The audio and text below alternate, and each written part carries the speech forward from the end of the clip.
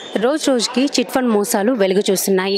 మొన్న మనం ప్రస్తుతం చూసుకుంటే కనకదుర్గ చిట్ ఫండ్స్లో సూసైడ్ కేసు అనేది మనం ప్రస్తుతం చూసాము. అయితే ఇక్కడ ఈరోజు ప్రస్తుతం అక్షయ ప్రైవేట్ చిట్ ఫండ్స్లో బాధితులందరూ లక్షలు కట్టారు. 2-3 సంవత్సరాల నుంచి తిరుగుతున్నా కూడా ఇక్కడ ఉన్నటువంటి అధికారులు ఎవరు పట్టించుకోవట్లేదు. మాకు డబ్బులు రావట్లేదని 9 లక్షలు, 10 లక్షలు, 15 లక్షలు ఇలా మాకు చాలా లక్షలు రావాలి, పెళ్ళిళ్ళు పెట్టుకున్నాము, మేము అపార్ట్మెంట్స్ తీసుకున్నాము, ఎన్నో బాధలు అయినా కూడా వీళ్ళు పట్టించుకోవట్లేదని ఇక్కడ ఉన్నటువంటి బాధితులు చెప్తున్నారు.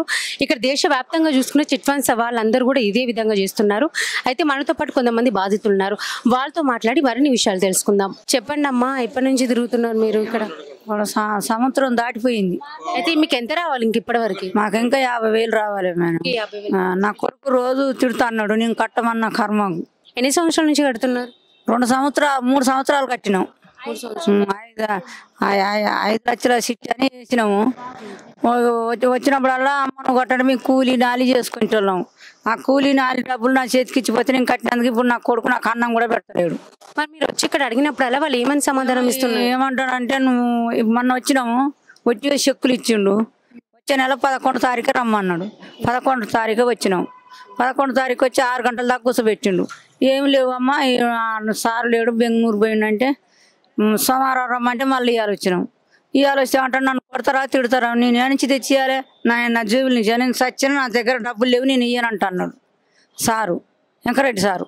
ఆర్టీజీఎస్ ఉన్నది కాబట్టి ఆ చెక్కులు చెల్లలేదు. చెల్లకుంటే మళ్ళీ వాళ్ళు నేను ఆఫీస్కి రావడం జరిగింది. ఆఫీస్కి వచ్చిన తర్వాత వారేమంటున్నారంటే, మేనేజర్ గారు ఇప్పుడు ఆ పైసలు చెక్కులు ఇచ్చిపోండి, మీ డీటెయిల్స్ ఇచ్చిపోండి, 10% 1 మంత్కు 10% చొప్పున ఇస్తాం, అమౌంట్ రాలేదు, ఇదివరకు వచ్చిన వాళ్ళకు కూడా ఇదే మాదిరిగా మేము పంపిణీ చేస్తున్నాం, మీకు కూడా అదేవిధంగా పంపిణీ చేస్తాం, మీరు వెళ్ళిపోండి అని చెప్పి మాకు తీసుకొని సంతకాలు పెట్టుకొని మమ్మల్ని పోమని చెప్పారు. చేస్తా ఉన్నారు మేడం. డేట్ పెట్టిల్లు 1 మంత్ అవుతుంది. 1 మంత్కి ఇప్పుడు 11కి ఇవ్వాలి మేడం. 11th పోయి ఇప్పటికి 1 వీక్ అవుతుంది. మళ్ళీ మేము మొన్న 11కి వచ్చి అడిగితే ఏమన్నారు, ఇంకో 1 వీక్ పడుతుంది. మళ్ళీ 1 వీక్ మళ్ళీ ఈ రోజు వచ్చినాం మేడం. మరి ఇప్పుడు లోపడిపోతే ఏం చెప్తారో చూడాలి. ఈ రోజు వెళ్తే మళ్ళీ ఇంకా 1 వీక్ అంటున్నారు. ఇదే జరపడం, ఇదే ఇబ్బంది అవుతుంది. ఫండ్ల మాత్రం మోసాలు, చిట్ ఫండ్లు మాత్రం తగిన న్యాయం చేయాలని మీ సుమన్ టీవీ ద్వారా తెలుసుకుంటాను మేడం ప్రత్యేకంగా ఇది. ఎందుకంటే సుమన్ టీవీ ద్వారా ప్రతి ఒక్కరు కూడా న్యాయం జరుగుతుంది, పబ్లిసిటీకి అందరి సమాజాన్ని తెలుసు మేడం. సార్ చెప్పండి సార్, మీరు ఎక్కడ బ్రాంచ్ లో కట్టారు అమౌంట్?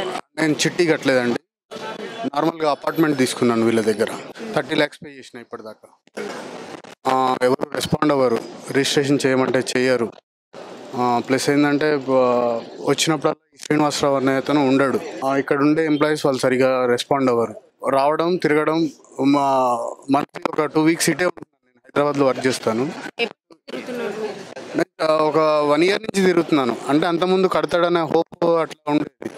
ఎప్పుడు పోయినా అక్కడ ఒక వాచ్మెన్ ఉంటున్నాడు, ఇంకా అక్కడ ఎవరు రెస్పాండ్ అయ్యేటోళ్ళు లేరు. కింద మొత్తం స్టెప్స్కి లాక్ వేసుకున్నారు. ఈయన ఫోన్ చేస్తేనేమో ఈయన అసలు ఫోన్ లిఫ్ట్ చేయడు. వీళ్ళ కింద ఎంప్లాయీస్ 1-2 సార్లు కలిసినానండి. ఆయన అసలు ఎక్కడ ఉంటాడో కూడా తెలియదు.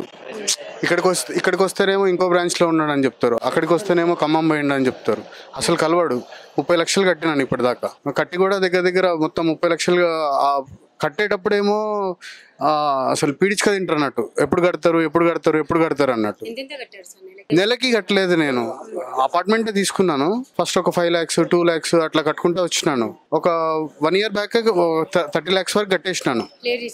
30 lakhs వరకు. ఇంకొక 12 lakhs 14 lakhs ఉన్నది నాకు రిజిస్ట్రేషన్ చేయడానికి. రిజిస్ట్రేషన్ చేయమంటే చేయరు, ఇటు మనీ అన్ని ఇవ్వమంటే మనీ ఇవ్వరు. అట్లా ఇబ్బంది పెడుతున్నారు మనుషులు. ఇంకా మాలాగా చాలా మంది బాధితులు ఉన్నారు. అపార్ట్మెంట్ బాధితులు కూడా ఉన్నారు, చిట్టి బాధితులు కాకుండా అపార్ట్మెంట్ బాధితులు కూడా ఉన్నారు. ఇంకా వాళ్ళందరూ కొందరు రిజిస్ట్రేషన్ చేసుకున్నారు. దాని మీద అది ఏమో దగ్గర 50% 60% కంప్లీట్ అయిపోయిన అపార్ట్మెంట్లు ఉన్నాయి. ఇటు మూవ్ అవ్వడానికి లేదు, అటు ప్రాపర్టీ సేల్ చేసుకోవడానికి లేదు. ఇప్పుడు ఆఫ్లో ఆగిన ప్రాపర్టీని ఎవరు తీసుకోరు కదా, ఆ టైప్లో చేస్తున్నాడు ఈయన. అంతకుముందు సుమన్ టీవీలో కూడా ఈయనది ఒక ఇంటర్వ్యూ వచ్చింది, నేను చూసినాను. సుమన్ టీవీలో మెయిన్ బ్రాంచ్లో వచ్చింది. వాళ్ళ దగ్గరకు వచ్చి అన్ని క్లియర్ చేస్తా, అది ఇది చేస్తా అంటాడు. సిపి దగ్గరికి పోయినా అదే చెప్తాడు, కానీ చేసేది ఏమి ఉండదు. సార్ చిట్టి ఎంత సార్ మీది? మాది 5 lakhs మేడం. మేము మా కూతురు పెళ్ళికని మేము నెల 10,000 కట్టాం మేడం. ఎవ్రీ మంత్ కూడా ఒక రోజు కూడా డ్యూ లేకుండా చిట్టి కట్టాను. నా కూతురు పెళ్లి కోసం అని నేను చిట్టి వేసుకున్నాను. జనవరి 2023లో 4వ తారీఖు వరకు నేను చిట్టి క్లియర్ అయిపోయింది మేడం. అప్పుడు ఎత్తుకోమన్నారు. ఇప్పటి వరకు నాకు డబ్బులు కానీ ఏమి కానీ ఇస్తలేరు. ఇక్కడి నుంచి ఇక్కడికి పోమంటే ఇంకో పై ఆఫీసర్ అంటారు, ఆ పై ఆఫీస్ కాడికి పోతే ఆంచలు ఇక్కడికి అంటారు. ఇక్కడికి 1.5 దాటింది. నానా ఇబ్బందులు పెడతారు. చిట్టికి ఇప్పటి వరకు ఒక డబ్బులు కూడా ఇవ్వలేదు మాకు. అడిగితే వాళ్ళు ఏమంటున్నారు?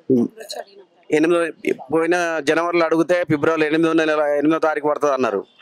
మొన్న 8వ తారీఖు నాడు అడిగితే 17 తారీఖు పడుతుంది అన్నారు.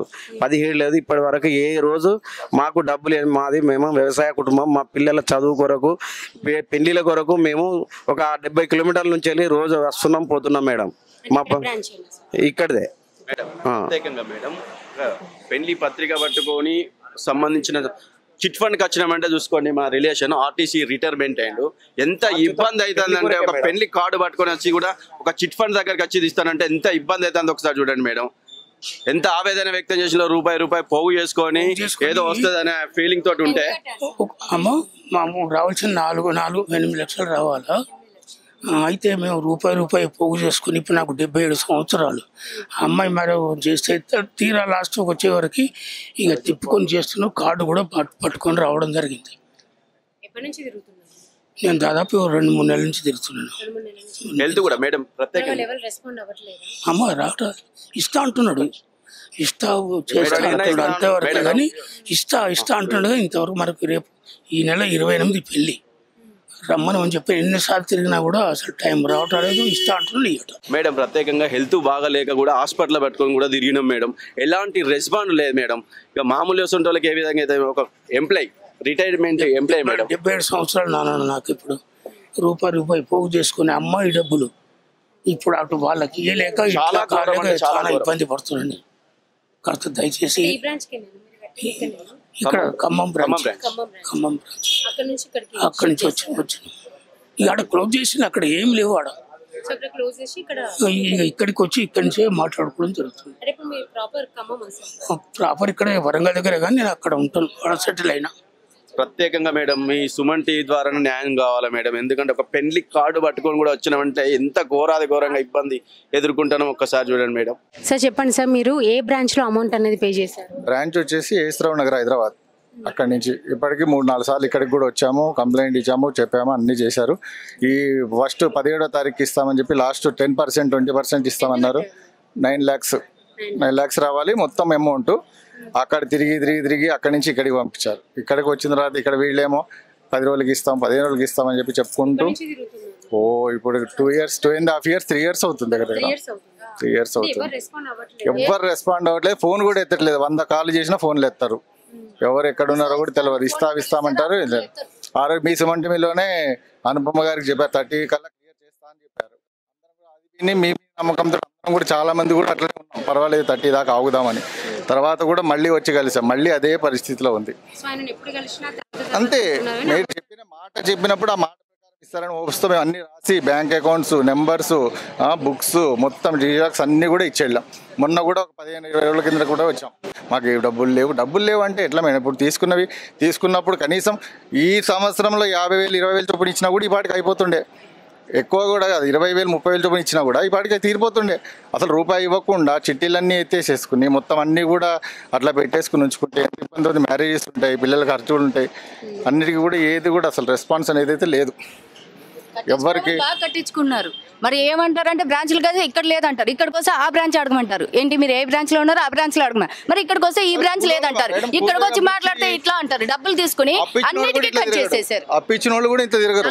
ఎవరికైనా అప్పించినా కూడా మనం ఇంత డబ్బులు తిరగడానికి తిరగం. మనకి ఇవ్వాల్సిన డబ్బులు ఇవ్వడానికి వీళ్ళు తిప్పుకుంటారు. ఇంత తిప్పించుకుంటున్నారు డబ్బులు. ఏంటంటే అన్నిటికీ కట్ చేసుకుని మాకు ఇవ్వాల్సిన డబ్బులు కూడా ఇక్కడ ఉంటాయి కదా కంప్యూటర్ లో, దాంట్లో కూడా ఎక్కించలేదు. మా డబ్బులు ఏవి అని అంటే మొత్తం తీసేశారు.